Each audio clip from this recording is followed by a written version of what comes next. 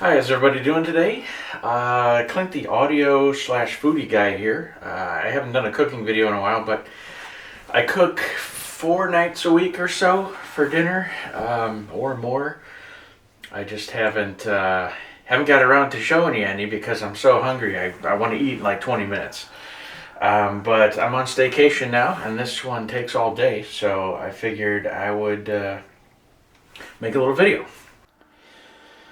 Okay, so here's the ingredients that we're using. Of course, you get your brined corned beef from wherever you want, grocery store.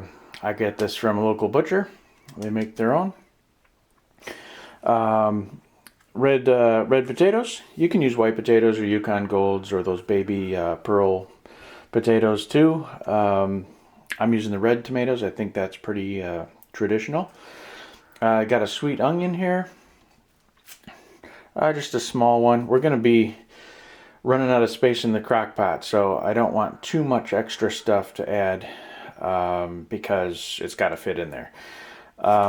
Some Worcestershire sauce, a cabbage, and I'm using a smallish to medium cabbage because that's going to be tough to pack in there as well.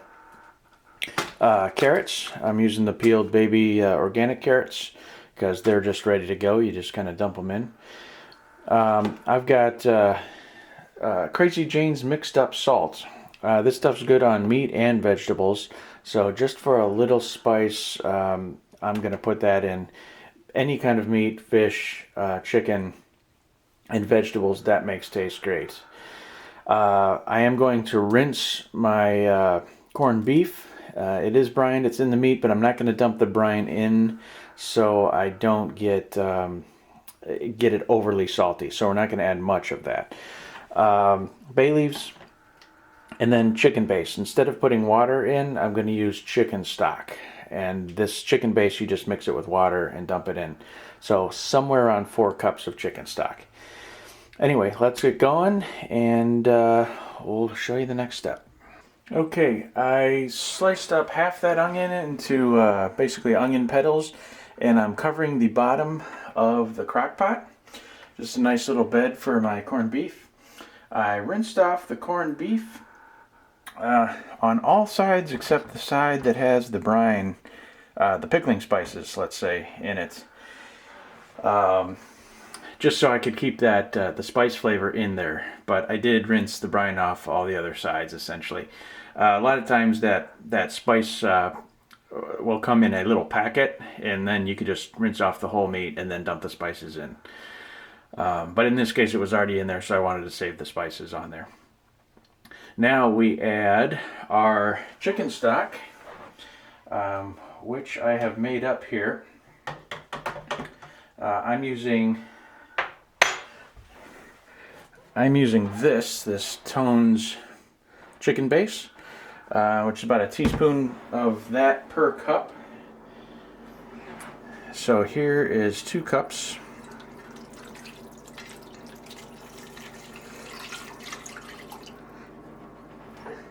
Then I'm going to make another 2 cups because I want about 4 cups in there. And I'm going to dump in, I forgot about this ingredient, a Weinstefaner. I'm more German than I am Irish, so so I'm going with Weinstefaner. Stuff's delicious anyway. Okay, and here is the 2 cups more broth. Oh, some of that flavor's still in there. And the Weinstefaner.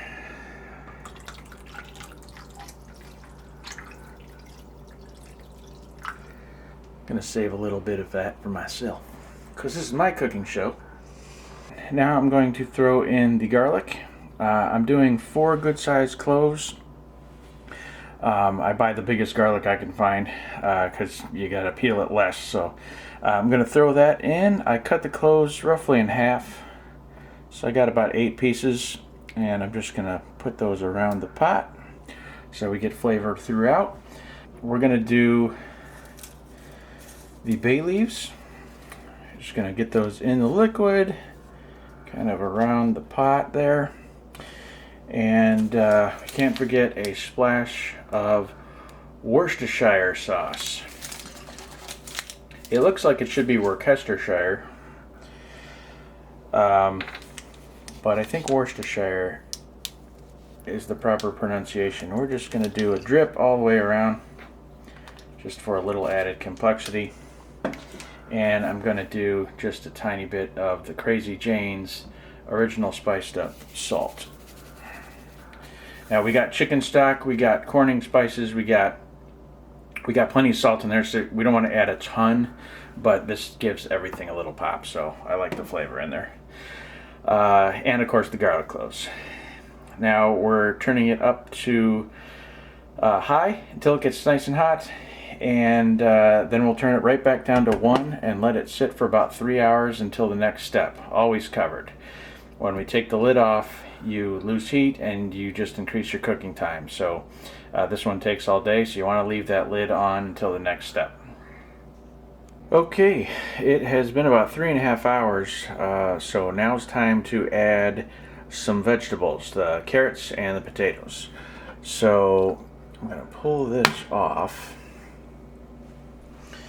Now I'm going to be up against, I got carrots, potatoes, and cabbage to add yet, so I don't have a lot of space in here, so I'm going to be up against the